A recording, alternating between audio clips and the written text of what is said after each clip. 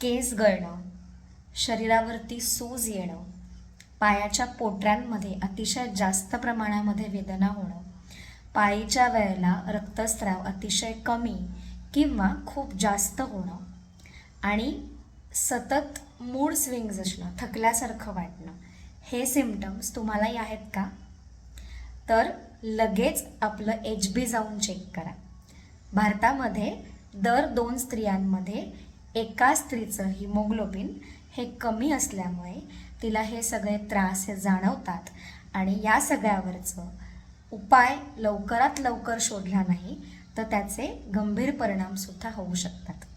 मग काय करायचं? तर आहारातून अतिशय चांगल्या प्रकारे हिमोग्लोबिन आपल्याला नॅचरली वाढवता येतं. मग त्याच्यामध्ये 3 सोप्या गोष्टी तुम्हाला मी सांगते.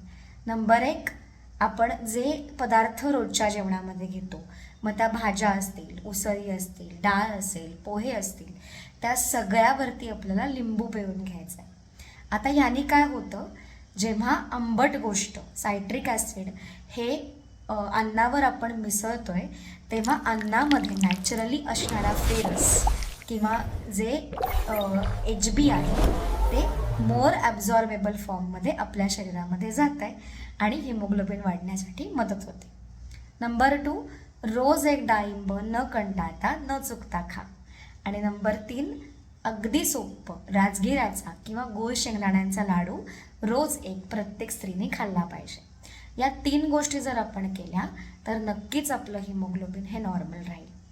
आणि एवढं सगळं करूनही जर तुमचं हिमोग्लोबिन 7च्या आत असेल तर लवकरात लवकर डॉक्टरांना भेटा.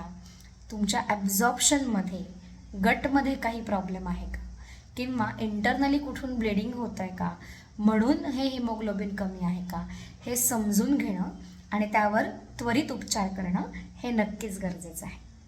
अशाच महत्त्वपूर्ण व्हिडिओसाठी वेदोलॉजी स्पेशालिटी क्लिनिकला लाईक, शेअर आणि सबस्क्राईब करत राहा. धन्यवाद.